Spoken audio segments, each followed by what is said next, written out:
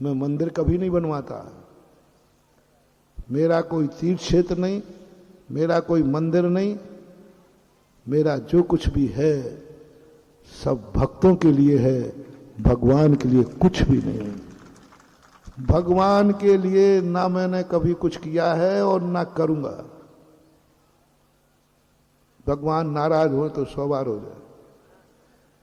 ना भगवान का मंदिर बनवाऊंगा मैं, ना मैंने बनाए हैं, और ना मुझे भगवान पर कोई,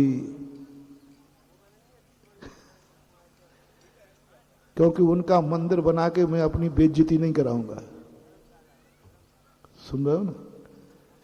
मैं भगवान का मंदिर बना करके बेइज्जती नहीं कराऊंगा, क्योंकि हमें और हमारे भक्तों में इतनी ताकत नहीं है कि वो भगवान के लायक मंदिर बना सके।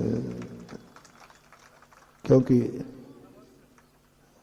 भगवान का मंदिर तो कुबेर बनाता है, समूसम, स्वर्णमयी, रत्नमयी, सबको मालूम है।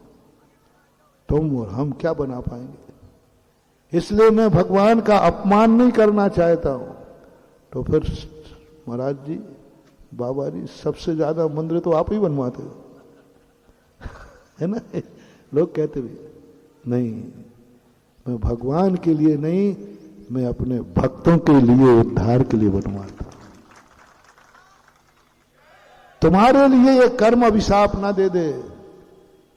मैं भक्त से इसलिए कहलवा रहा हूं कि तू बोलना मंदिर बनते समय, इसी के लिए मैं जिंदा हूं। ये बताओ, कोरोना में केसली में कोई लोग मरे थे क्या? मरे थे? बुरा मत मानना। जो अभी केसली में जिंदा लोग बैठे, ये क्यों नहीं मरे? तुम लोग क्यों नहीं मरे, ये बताओ। जब वो मरे थे तो तुम भी मर सकते थे कि नहीं? पहले बताओ भाई, तो मरे क्यों नहीं? महाराज जी इसलिए नहीं मरे, हमारी आयु कर्म थी, हमने पुण्य किया था। नहीं, ऐसा नहीं। बस एक शब्द बोलना चाहता हूं, मैं कैसे मर जाता महाराज? मेरी किस्मत की लकीर में तो बड़े बाबा का मंदिर बनाना लिखा था, बस इतना था। मैं कैसे मर जाता? मैं कोई पापी आदमी नहीं था। मेरी किस्मत में लिखा था कि केसली के अंदर बड़े बाबा का मंदिर बनेगा। मेरी किस्मत में लिखा था सुधा सागर महाराज आए। बस इतने ही। अपने जिंदा रहने का श्रेय किसको दे दो? अपने जिंदा रहने का श्रेय किसको दे दो? इस मंदिर को दे दो कि बस मेरे हाथ से मंदिर की ईंट लगना थी, मेरे सामने मंदिर का शिलान्यास होना था, बस इसलिए मैं जिंदा हूं। सबसे बड़ा पुण्य, आप सुबह कभी मंदिर में जाओ ना, तो उस रात में संसार में कोई ना कोई मर सकता है कि नहीं? मरा होगा। तो कोई पूछे, भगवान ही पूछे, मैं पूछूं, बेटा रात में और कोई मर गया, तुम क्यों नहीं मरे? तो क्या कहना है? मैं कैसे मर जाता प्रभु? मेरी किस्मत में तो आज का अभिषेक लिखा था, कैसे मर जाता? तेरा अभिषेक लिखा था मेरी किस्मत में, और मैं अभिषेक लिए बिना कैसे मर जाता? बस एक दिन जिंदा रहने का श्रेय भी तुमने किसको दे दिया? अभिषेक को दे। हर पुण्य कार्य को दो, इसके लिए मैंने कमाया था। कल एक जमीन दान दी, 8 बीघा और 8 एकड़ और 6 एकड़। ये जमीन इतने दिन से क्यों पड़ी थी? शायद कई वर्षों की होगी। अभी नई जमीन खरीदी थी कि पुरानी थी? बहुत पुरानी थी। इतने दिन तक क्यों पड़ी थी? गर्व कर रहे हो?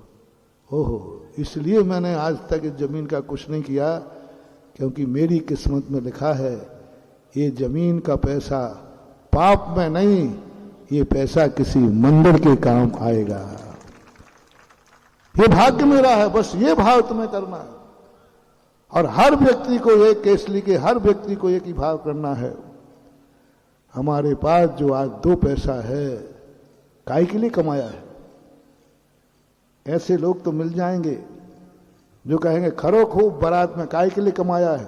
बनाओ मकान, काहे के लिए कमाया है? जाओ घूमने, काहे के लिए कमाया है? ये तो सब तुम्हें दरिद्र होने का लक्षण है। आज से ये रट लो, प्रत्येक व्यक्ति अपने घर में, हर व्यक्ति ये कहे काय के लिए कमाया है? बड़े बाबा का मंदिर बनाना था इसलिए कमाया है। काय के लिए जिंदा है? इसके लिए जिंदा है। काय के लिए कमाना है अब आगे? किसके लिए? बोल दो ना। काय के लिए कमाना है? बस इसलिए कमाएंगे। कोई कहे क्यों भैया आजकल तुम थोड़े ज्यादा ही कमाते हो, ज्यादा ही मेहनत कर रहे हो, तो तुम कहते हाँ थोड़ा कर तो रहा हूं, वो बिटिया की शादी करना है ना। बोल दो वो मालूम तो मुझे सब है। अब वो एक मकान बनाना है ना, थोड़ा खर्च भी बढ़ गया है, बेटा कहीं पढ़ रहा है, बेटा कहीं पढ़ रहा है, इसलिए थोड़ा मेहनत करना पड़ रही है। ये तो सब कहते हो रे। आज के बाद ऐसा कहना शुरू करो।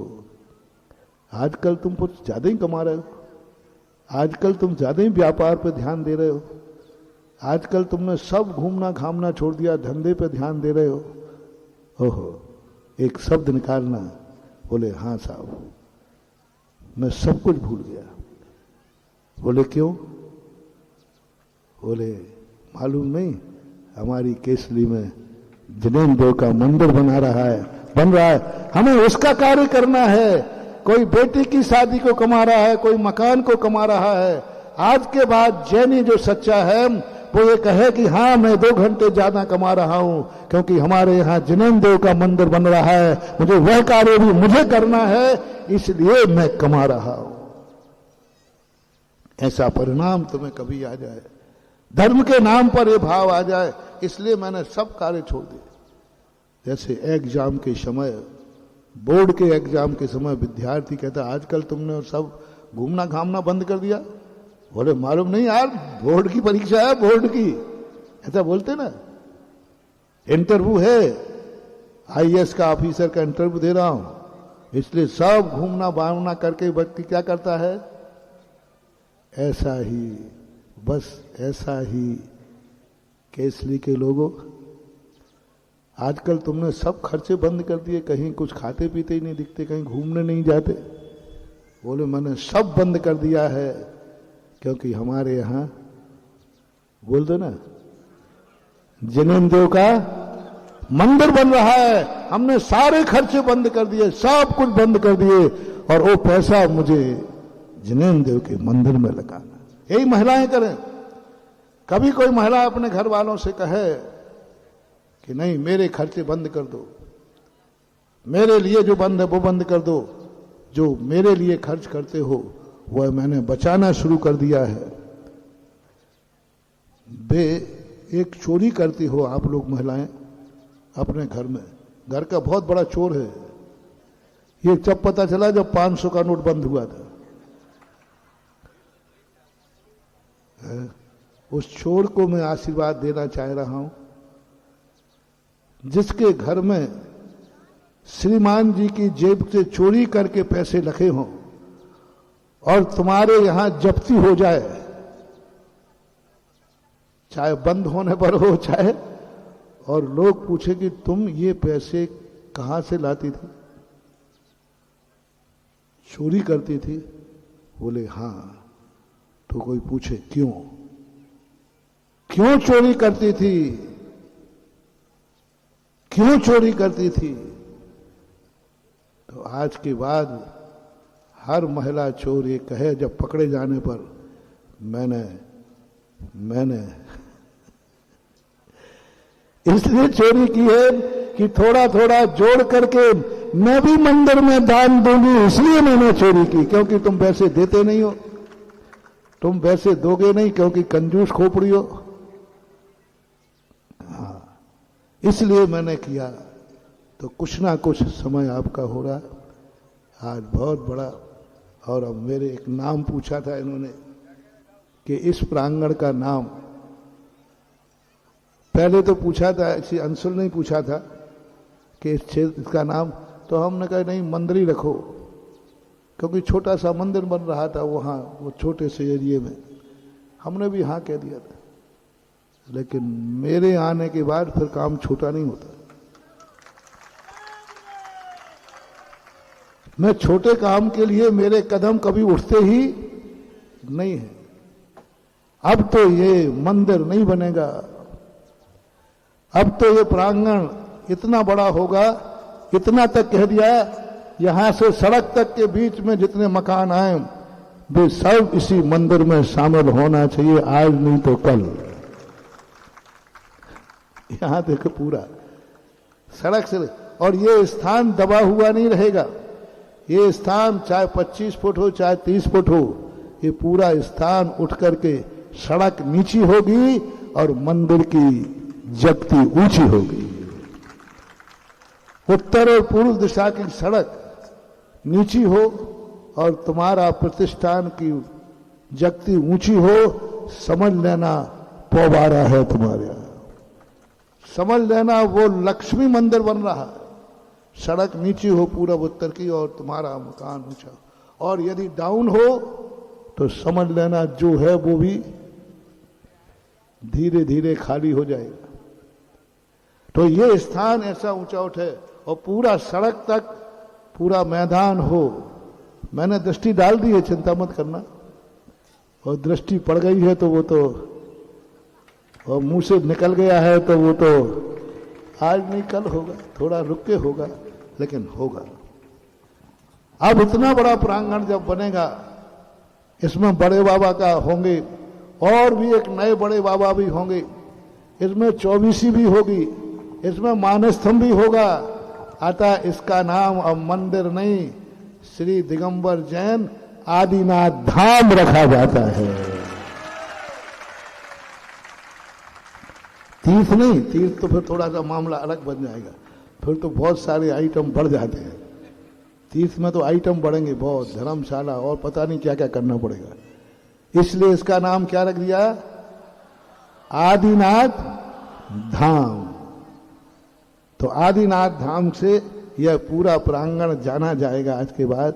और इस पर बहुत और सब बहुत बड़ी चीज, कल तुम्हारे पुण्यार्जक परिवार ने बहुत बड़ा साज किया, सीधा दूना कर दिया। मैंने कहा अब धाम, मंदिर में जितना दान बोला था जिसने, वो सब धाम बन गया। अब सब दूना करना है, कल ही कर दिया। 24 वालों को दूना करना है, मूल नायक वालों को दूना करना है, तो मूल नायक वालों ने दूना से भी ज्यादा कर दिया, मूल नायक भगवान के। और धाम का रूप तो धाम ही रहेगा। जब यहां प्रांगण में साधु प्रवेश करेगा और एकदम खुला खुला प्रांगण, सादा ऐसा लगेगा कि केसरी में कोई समाज थी, केसरी में कोई समाज है और भविष्य में भी केसरी में समाज रहेगी।